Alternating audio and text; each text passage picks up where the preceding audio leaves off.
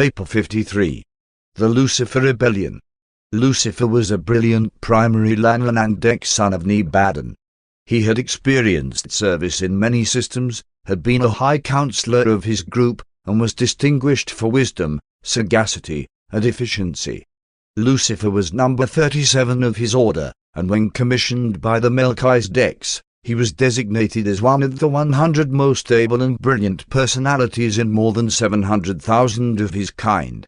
From such a magnificent beginning, through evil and error, he embraced sin and now is numbered as one of 3 system sovereigns in Nebadon who have succumbed to the urge of self and surrendered to the sophistry of spurious personal liberty, rejection of universal allegiance and disregard of fraternal obligations, blindness to cosmic relationships.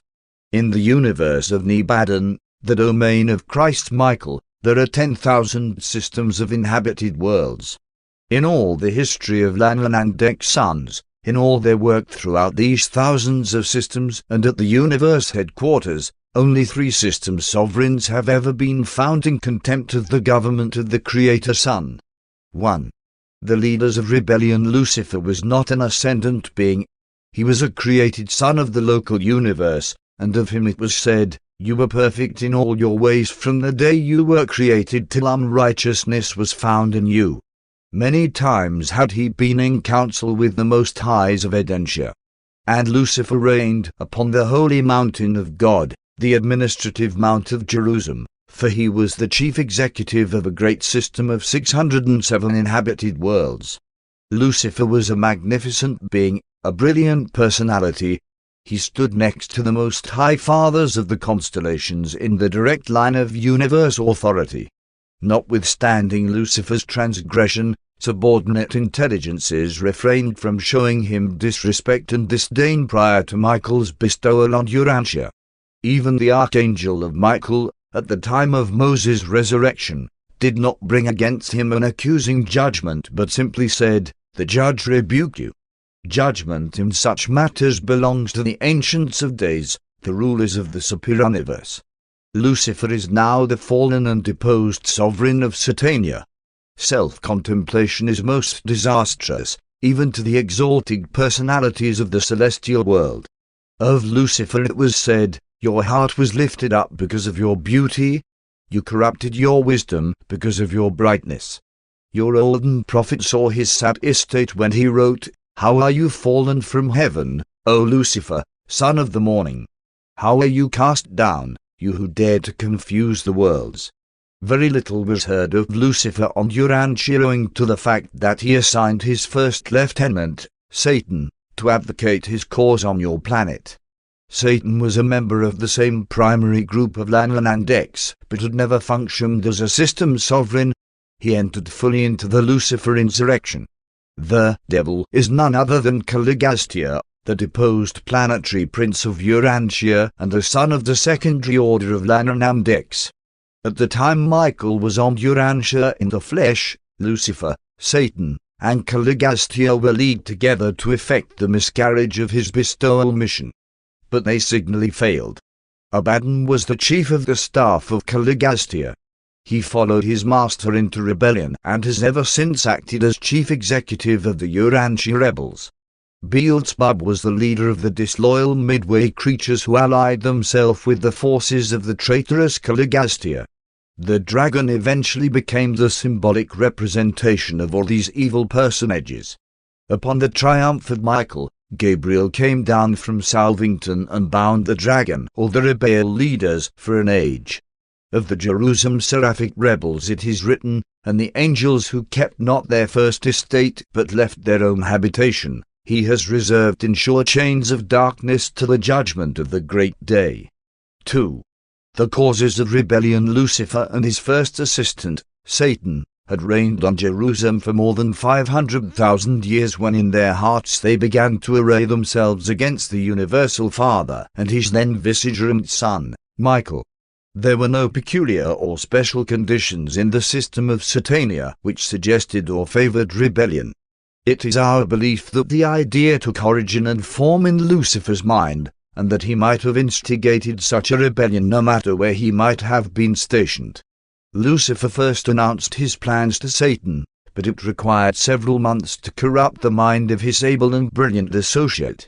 However, when once converted to the rebel theories, he became a bold and earnest advocate of self-assertion and liberty.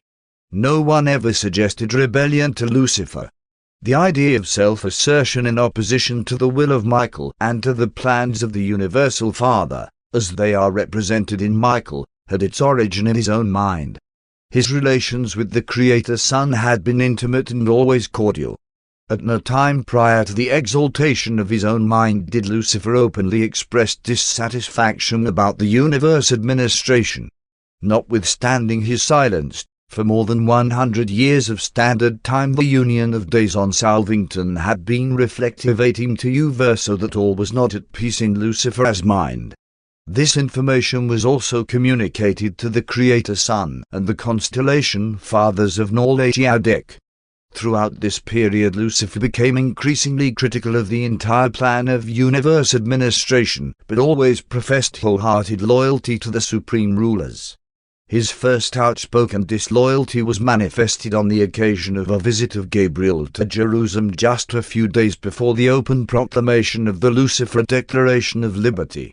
Gabriel was so profoundly impressed with the certainty of the impending outbreak that he went direct to Urantia to confer with the constellation fathers regarding the measures to be employed in case of open rebellion. It is very difficult to point out the exact cause or causes which finally culminated in the Lucifer rebellion. We are certain of only one thing, and that is, whatever these first beginnings were, they had their origin in Lucifer's mind. There must have been a pride of self that nourished itself to the point of self-deception, so that Lucifer for a time really persuaded himself that his contemplation of rebellion was actually for the good of the system, if not of the universe. By the time his plans had developed to the point of disillusionment, no doubt he had gone too far for his original and mischief-making pride to permit him to stop. At some point in this experience he became insincere, and evil evolved into deliberate and willful sin. That this happened is proved by the subsequent conduct of this brilliant executive. He was long offered opportunity for repentance, but only some of his subordinates ever accepted the proffered mercy. The faithful of days of Urantia, on the request of the constellation fathers, in person presented the plan of Michael for the saving of these flagrant rebels, but always was the mercy of the Creator Son rejected and rejected with increasing contempt and disdain. 3. The Lucifer Manifesto. Whatever the early origins of trouble in the hearts of Lucifer and Satan, the final outbreak took form as the Lucifer Declaration of Liberty. The cause of the rebels was stated under 3 heads. 1. The reality of the Universal Father. Lucifer charged that the Universal Father did not really exist, that physical gravity and space energy were inherent in the universe, and that the Father was a myth invented by the Paradise Sons to enable them to maintain the rule of the universes in the Father's name. He denied that personality was a gift of the Universal Father. He even intimated that the finalizers were in collusion with the Paradise Sons to foist fraud upon all creation, since they never brought back a very clear-cut idea of the Father's actual personality as it is discernible on Paradise. He traded on reverence as ignorance. The charge was sweeping, terrible, and blasphemous. It was this veiled attack upon the finalizers that no doubt influenced the ascendant citizens then on Jerusalem to stand firm and remain steadfast in resistance to all the rebels' proposals. 2. The universe government of the Creator Son, Michael. Lucifer contended that the local systems should be autonomous. He protested against the right of Michael, the Creator Son, to assume sovereignty of Nebadon in the name of the hypothetical Paradise Father and require all personalities to acknowledge allegiance to this unseen Father. He asserted that the whole plan of worship was a clever scheme to aggrandize the Paradise Sons. He was willing to acknowledge Michael as his Creator Father, but not as his God and rightful ruler. Most bitterly did he attack the right of the Ancients of Days, foreign potentates, to interfere in the affairs of the local systems and universes. These rulers he denounced as tyrants and usurpers. He exhorted his followers to believe that none of these rulers could do aught to interfere with the operation of complete home rule if men and angels only had the courage to assert themselves and boldly claim their rights. He contended that the executioners of the Ancients of Days could be debarred from functioning in the local systems if the native beings would only assert their independence.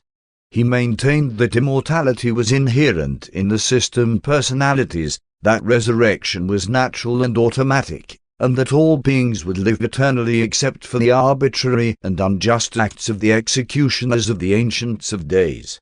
3. The attack upon the universal plan of ascendant mortal training. Lucifer maintained that far too much time and energy were expended upon the scheme of so thoroughly training ascending mortals in the principles of universe administration, principles which he alleged were unethical and unsound. He protested against the age-long program for preparing the mortals of space for some unknown destiny and pointed to the presence of the finite core on Jerusalem as proof that these mortals had spent ages of preparation for some destiny of pure fiction. With derision he pointed out that the finalites had encountered a destiny no more glorious than to be returned to humble spheres similar to those of their origin. He intimated that they had been debauched by overmuch discipline and prolonged training, and that they were in reality traitors to their mortal fellows, since they were now cooperating with the scheme of enslaving all creation to the fictions of a mythical eternal destiny for ascending mortals. He advocated that ascenders should enjoy the liberty of individual self-determination. He challenged and condemned the entire plan of mortal ascension as sponsored by the Paradise Sons of God and supported by the Infinite Spirit.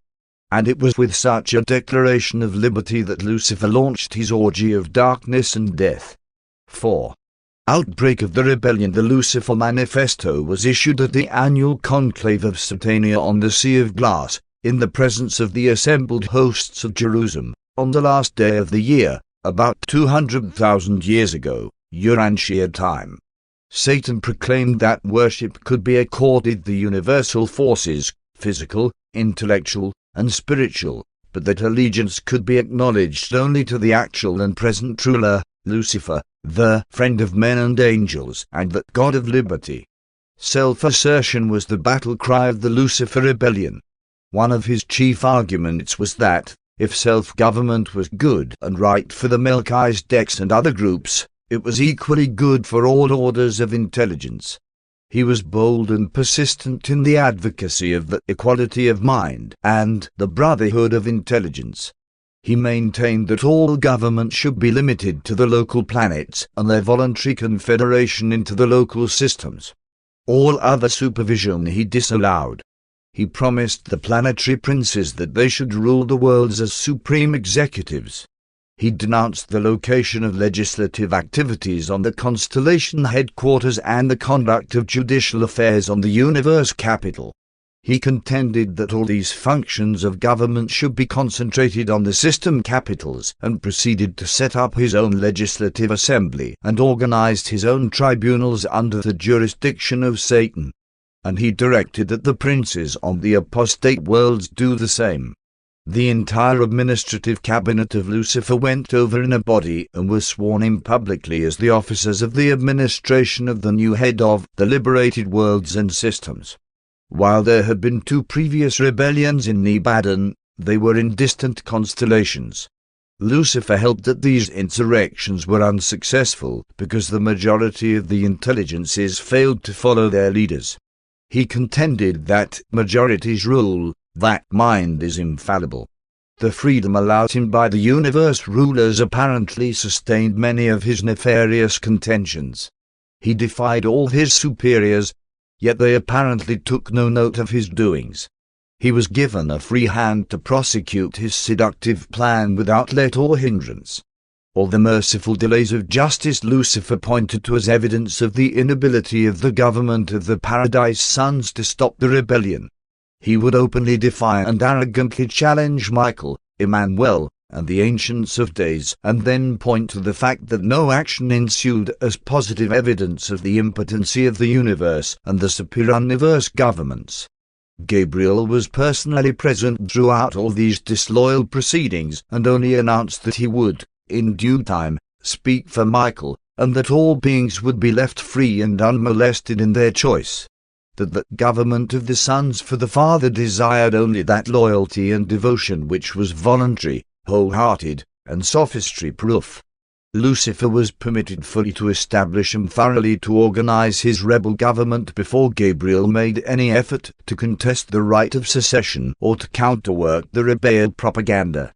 But the Constellation Fathers immediately confined the action of these disloyal personalities to the system of Satania. Nevertheless, this period of delay was a time of great trial and testing to the loyal beings of all Satania. All was chaotic for a few years, and there was great confusion on the mansion worlds. 5. Nature of the conflict. Upon the outbreak of the Satania rebellion, Michael took counsel of his paradise brother, Emmanuel. Following this momentous conference, Michael announced that he would pursue the same policy which had characterized his dealings with similar upheavals in the past, an attitude of non-interference. At the time of this rebellion and the two which preceded it, there was no absolute and personal sovereign authority in the universe of Nebadon.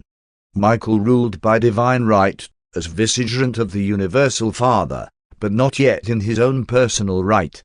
He had not completed his bestowal career. He had not yet been vested with all power in heaven and on earth. From the outbreak of rebellion to the day of his enthronement as sovereign ruler of Nebadon, Michael never interfered with the rebel forces of Lucifer. They were allowed to run a free course for almost 200,000 years of Uranchia time. Christ Michael now has ample power and authority to deal promptly, even summarily, with such outbreaks of disloyalty, but we doubt that this sovereign authority would lead him to act differently if another such upheaval should occur. Since Michael elected to remain aloof from the actual warfare of the Lucifer rebellion, Gabriel called his personal staff together on Urantia and, in council with the Most Highs, elected to assume command of the loyal hosts of Satania. Michael remained on Salvington while Gabriel proceeded to Jerusalem, and establishing himself on the sphere dedicated to the Father, the same Universal Father whose personality Lucifer and Satan had questioned, in the presence of the foregathered hosts of loyal personalities, he displayed the banner of Michael, the material emblem of the Trinity government of all creation, the three azure blue concentric circles on a white background. The Lucifer emblem was a banner of white with one red circle, in the center of which a black solid circle appeared. There was war in heaven. Michael's commander and his angels fought against the dragon, Lucifer, Satan, and the apostate princes, and the dragon and his rebellious angels fought but prevailed not. This war in heaven was not a physical battle as such a conflict might be conceived on Urantia. In the early days of the struggle, Lucifer held forth continuously in the planetary amphitheater. Gabriel conducted an unceasing exposure of the rebel sophistries from his headquarters taken up near at hand. The various personalities present on the sphere who were in doubt as to their attitude would journey back and forth between these discussions until they arrived at a final decision. But this war in heaven was very terrible and very real. While displaying none of the barbarities so characteristic of physical warfare on the immature worlds, this conflict was far more deadly. Material life is in jeopardy in material combat, but the war in heaven was fought in terms of life eternal. 6. A loyal Seraphic Commander. There were many noble and inspiring acts of devotion and loyalty which were performed by numerous personalities during the interim between the outbreak of hostilities and the arrival of the new system ruler and his staff. But the most thrilling of all these daring feats of devotion was the courageous conduct of Manotia, the second in command of the Satania headquarters Seraphim. At the outbreak of rebellion on Jerusalem, the head of the seraphic hosts joined the Lucifer cause. This no doubt explains why such a large number of the Fourth Order, the system administrator Seraphim, went astray. The seraphic leader was spiritually blinded by the brilliant personality of Lucifer. His charming ways fascinated the lower orders of celestial beings. They simply could not comprehend that it was possible for such a dazzling personality to go wrong. Not long since, in describing the experiences associated with the onset of the Lucifer rebellion, Manotia said, "But my most exhilarating moment was the thrilling adventure connected with the Lucifer rebellion when, as second Seraphic Commander, one refused to participate in the projected insult to Michael, and the powerful rebels sought my destruction by means of the liaison forces they had arranged. There was a tremendous upheaval on Jerusalem, but not a single loyal seraphim was harmed. Upon the default of my immediate superior, it devolved upon me to assume command of the angelic hosts of Jerusalem as the titular director of the confused seraphic affairs of the system. One was morally upheld by the Melchisedeks, ably assisted by a majority of the material sons, deserted by a tremendous group of my own order, but magnificently supported by the ascendant mortals on Jerusalem. Having been automatically thrown out of the constellation circuits by the secession of Lucifer, we were dependent on the loyalty of our intelligence corps, who forwarded calls for help to Urantia from the nearby system of Urantia, and we found that the kingdom of order, the intellect of loyalty, and the spirit of truth were inherently triumphant over rebellion, self-assertion, and so-called personal liberty. We were able to carry on until the arrival of the new system sovereign, the worthy successor of Lucifer. And immediately thereafter one was assigned to the core of the Melchizedek receivership of Uranchia, assuming jurisdiction over the loyal seraphic orders on the world of the traitorous Caligustia, who had proclaimed his sphere a member of the newly projected system of liberated worlds and emancipated personalities proposed in the infamous Declaration of Liberty issued by Lucifer in his call to the liberty-loving, free-thinking, and forward-looking intelligences of the misruled and maladministered worlds of Satania. This angel is still in service on Uranchia, functioning as Associate Chief of Seraphim. 7. History of the Rebellion. The Lucifer Rebellion was system-wide. 37 seceding planetary princes swung their world administrations largely to the side of the Archbell. Only on Manotia did the planetary prince fail to carry his people with him. On this world, under the guidance of the Melchizedeks, the people rallied to the support of Michael.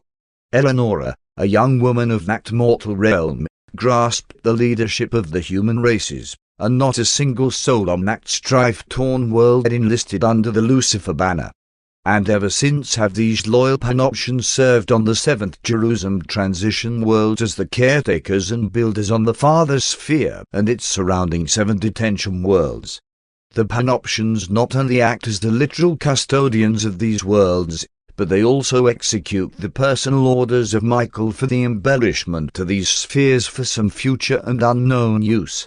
They do this work as they tarry en route to Urantia. Throughout this period Caligustia was advocating the cause of Lucifer on Urantia. The Melchizedeks ably opposed the apostate planetary prince, but the sophistries of unbridled liberty and the delusions of self-assertion had every opportunity for deceiving the primitive peoples of a young and undeveloped world. All secession propaganda had to be carried on by personal effort because the broadcast service and all other avenues of interplanetary communication were suspended by the action of the system circuit supervisors. Upon the actual outbreak of the insurrection, the entire system of Satania was isolated in both the constellation and the universe circuits. During this time all incoming and outgoing messages were dispatched by seraphic agents and solitary messengers. The circuits to the fallen worlds were also cut off, so that Lucifer could not utilize this avenue for the furtherance of his nefarious scheme. And these circuits will not be restored so long as the Archbell lives within the confines of Satania. This was a Lanonandek rebellion. The higher orders of local universe and ship did not join the Lucifer secession, although a few of the life carriers stationed on the rebel planets were somewhat influenced by the rebellion of the disloyal princes. None of the trinitized sons went astray. The Melchizedeks, archangels, and the brilliant evening stars were all loyal to Michael and, with Gabriel, valiantly contended for the Father's will and the Son's rule. No beings of paradise origin were involved in disloyalty. Together with the solitary messengers, they took up headquarters on the world of the spirit and remained under the leadership of the faithful of days of Urantia. None of the conciliators apostatized, nor did a single one of the celestial recorders go astray. But a heavy toll was taken of the Uranchia companions and the mansion world teachers. Of the supreme order of seraphim, not an angel was lost, but a considerable group of the next order, the superior, were deceived and ensnared. Likewise a few of the third or supervisor order of angels were misled. But the terrible breakdown came in the fourth group, the administrator angels, those seraphim who are normally assigned to the duties of the system capitals. Manotia saved almost 2/3 of them, but slightly over 1/3 followed their chief into the rebel ranks. 1/3 of all the Jerusalem cherubim attached to the administrator angels were lost with their disloyal seraphim. Of the planetary angelic helpers, those assigned to the material suns, about 1/3 were deceived, and almost 10% of the transition ministers were ensnared. In symbol John saw this when he wrote of the great red dragon, saying, "And his tail drew a third part of the stars of heaven and cast them down in darkness." The greatest loss occurred in the angelic ranks, but most of the lower orders of intelligence were involved in disloyalty. Of the 681,217 material sons lost in Satania, 95% were casualties of the Lucifer rebellion. Large numbers of midway creatures were lost on those individual planets whose planetary princes joined the Lucifer cause. In many respects this rebellion was the most widespread and disastrous of all such occurrences in Nebadon. More personalities were involved in this insurrection than in both of the others. And it is to their everlasting dishonor that the emissaries of Lucifer and Satan spared not the infant training schools on the finite cultural planet, but rather sought to corrupt these developing minds in mercy salvaged from the evolutionary worlds. The ascending mortals were vulnerable, but they withstood the sophistries of rebellion better than the lower spirits. While many on the lower mansion worlds, those who had not attained final fusion with their adjusters, fell, it is recorded to the glory of the wisdom of the ascension scheme that not a single member of the Satania ascendant citizenship resident on Jerusalem participated in the Lucifer rebellion. Hour by hour and day by day the broadcast stations of all Nebadon were thronged by the anxious watchers of every imaginable class of celestial intelligence, who intently perused the bulletins of the Satania rebellion and rejoiced as the reports continuously narrated the unswerving loyalty of the ascending mortals who, under their Melchizedek leadership, successfully withstood the combined and protracted efforts of all the subtle evil forces which so swiftly gathered around the banners of secession and sin. It was over 2 years of system time from the beginning of the war in heaven until the installation of Lucifer's successor. But at last the new sovereign came, landing on the sea of glass with his staff. One was among the reserves mobilized on Urantia by Gabriel, and one well remember the first message of Lana forged to the constellation father of Lanonandek. It read, "Not a single Jerusalem citizen was lost. Every ascendant mortal survived the fiery trial and emerged from the crucial test triumphant and altogether victorious." And on to Salvington, Uversa, and Paradise went this message of assurance that the survival experience of mortal ascension is the greatest security against rebellion and the surest safeguard against sin. This noble Jerusalem band of faithful mortals number just 187,432,811. With the arrival of Lana Forge, the archbells were dethroned and shorn of all governing powers, though they were permitted freely to go about Jerusalem, the Uranchia spheres, and even to the individual inhabited worlds. They continued their deceptive and seductive efforts to confuse and mislead the minds of men and angels. But as concerned their work on the administrative mount of Jerusalem, their place was found no more. While Lucifer was deprived of all administrative authority in Satania, there then existed no local universe power nor tribunal which could detain or destroy this wicked rebel. At that time Michael was not a sovereign ruler. The Ancients of Days sustained the Constellation Fathers in their seizure of the system government, but they have never handed down any subsequent decisions in the many appeals still pending with regard to the present status and future disposition of Lucifer, Satan, and their associates. Thus were these archbells allowed to roam the entire system to seek further penetration for their doctrines of discontent and self-assertion. But in almost 200,000 Uranchia years they have been unable to deceive another world. No Satania worlds have been lost since the fall of the 37, not even those younger worlds peopled since that day of rebellion. 8. The Son of Man on Urantia, Lucifer and Satan freely roamed the Satania system until the completion of the bestowal mission of Michael on Urantia. They were last on your world together during the time of their combined assault upon the Son of Man.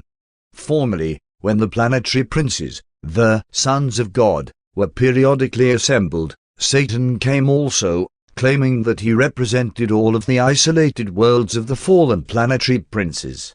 But he has not been accorded such liberty on Jerusalem since Michael's terminal bestowal. Subsequent to their effort to corrupt Michael when in the bestowal flesh, all sympathy for Lucifer and Satan has perished throughout all Satania, that is, outside the isolated worlds of sin. The bestowal of Michael terminated the Lucifer rebellion in all Satania aside from the planets of the apostate planetary princes.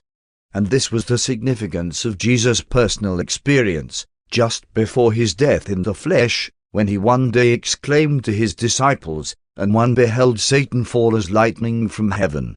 He had come with Lucifer to Urantia for the last crucial struggle.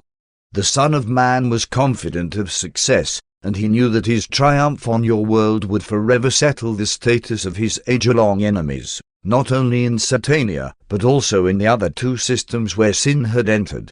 There was survival for mortals and security for angels when your master, in reply to the Lucifer proposals, calmly and with divine assurance replied, "Get you behind me, Satan." That was, in principle, the real end of the Lucifer rebellion. True, the Uversa tribunals have not yet rendered the executive decision regarding the appeal of Gabriel praying for the destruction of the rebels, but such a decree will, no doubt, be forthcoming in the fullness of time since the first step in the hearing of this case has already been taken. Caligastia was recognized by the Son of Man as the technical prince of Urantia up to near the time of his death. Says Jesus, "Now is the judgment of this world. Now shall the prince of this world be cast down." And then still nearer the completion of his life work he announced, "The prince of this world is judged." And it is this same dethroned and discredited prince who was once termed God of Urantia. The last act of Michael before leaving Urantia was to offer mercy to Caligastia and Delegastia, but they spurned his tender proffer. Caligastia, your apostate planetary prince, is still free on Urantia to prosecute his nefarious designs, but he has absolutely no power to enter the minds of men. Neither can he draw near to their souls to tempt or corrupt them unless they really desire to be cursed with his wicked presence. Before the bestowal of Michael, these rulers of darkness sought to maintain their authority on Urantia, and they persistently withstood the minor and subordinate celestial personalities. But since the day of Pentecost, this traitorous Caligastia and his equally contemptible associate, the Legastia, are servile before the divine majesty of the paradise thought adjusters and the protective spirit of truth, the spirit of Michael, which has been poured out upon all flesh. But even so, no fallen spirit ever did have the power to invade the minds or to harass the souls of the children of God. Neither Satan nor Caligastia could ever touch or approach the faith sons of God. Faith is an effective armor against sin and iniquity. It is true, he who is born of God keeps himself, and the wicked one touches him not. In general, when weak and dissolute mortals are supposed to be under the influence of devils and demons, they are merely being dominated by their own inherent and debased tendencies, being led away by their own natural propensities. The devil has been given a great deal of credit for evil which does not belong to him. Calligastia has been comparatively impotent since the cross of Christ. 9. Present status of the rebellion. Early in the days of the Lucifer rebellion, salvation was offered all rebels by Michael. To all who would show proof of sincere repentance, he offered, upon his attainment of complete universe sovereignty, forgiveness and reinstatement in some form of universe service. None of the leaders accepted this merciful proffer. But thousands of the angels and the lower orders of celestial beings, including hundreds of the material sons and daughters, accepted the mercy proclaimed by the Panoptians and were given rehabilitation at the time of Jesus' resurrection 1900 years ago. These beings have since been transferred to the Father's world of Jerusalem, where they must be held, technically, until the Uversa courts hand down a decision in the matter of Gabriel versus Lucifer. But no one doubts that, when the annihilation verdict is issued, these repentant and salvaged personalities will be exempted from the decree of extinction. These probationary souls now labor with the Panoptians in the work of caring for the Father's world. The arch-deceiver has never been on Urantia since the days when he sought to turn back Michael from the purpose to complete the bestowal and to establish himself finally and securely as the unqualified ruler of Nebadon. Upon Michael's becoming the settled head of the universe of Nebadon, Lucifer was taken into custody by the agents of the Uversa Ancients of Days and has since been a prisoner on satellite number 1 of the Father's group of the transition spheres of Jerusalem. And here the rulers of other worlds and systems behold the end of the unfaithful sovereign of Satania. Paul knew of the status of these rebellious leaders following Michael's bestowal, for he wrote of Calligastia's chiefs as spiritual hosts of wickedness in the heavenly places. Michael, upon assuming the supreme sovereignty of Nebadon, petitioned the Ancients of Days for authority to intern all personalities concerned in the Lucifer rebellion pending the rulings of the superior universe tribunals in the case of Gabriel versus Lucifer, placed on the records of the Uversa Supreme Court almost 200,000 years ago, as you reckon time. Concerning the system capital group, the Ancients of Days granted the Michael petition with but a single exception. Satan was allowed to make periodic visits to the apostate princes on the fallen worlds until another son of God should be accepted by such apostate worlds, or until such time as the courts of Uversa should begin the adjudication of the case of Gabriel versus Lucifer. Satan could come to Uranchia because you had no son of standing in residence, neither planetary prince nor material son. Melchizedek has since been proclaimed vicegerent planetary prince of Urantia, and the opening of the case of Gabriel versus Lucifer has signalized the inauguration of temporary planetary regimes on all the isolated worlds. It is true that Satan did periodically visit Calligastia and others of the fallen princes right up to the time of the presentation of these revelations, when there occurred the first hearing of Gabriel's plea for the annihilation of the archbells. Satan is now unqualifiedly detained on the Jerusalem prisoned worlds. Since Michael's final bestowal, no one in all Satania has desired to go to the prison worlds to minister to the interned rebels. And no more beings have been won to the deceiver's cause. For 1900 years the status has been unchanged. We do not look for a removal of the present Satania restrictions until the Ancients of Days make final disposition of the archbells. The system circuits will not be reinstated so long as Lucifer lives. Meantime, he is wholly inactive. The rebellion has ended on Jerusalem. It ends on the fallen worlds as fast as divine sons arrive. We believe that all rebels who will ever accept mercy have done so. We await the flashing broadcast that will deprive these traitors of personality existence. We anticipate the verdict of Uversa will be announced by the executionary broadcast which will effect the annihilation of these interned rebels. Then will you look for their places, but they shall not be found. And they who know you among the worlds will be astonished at you. You have been a terror, but never shall you be any more.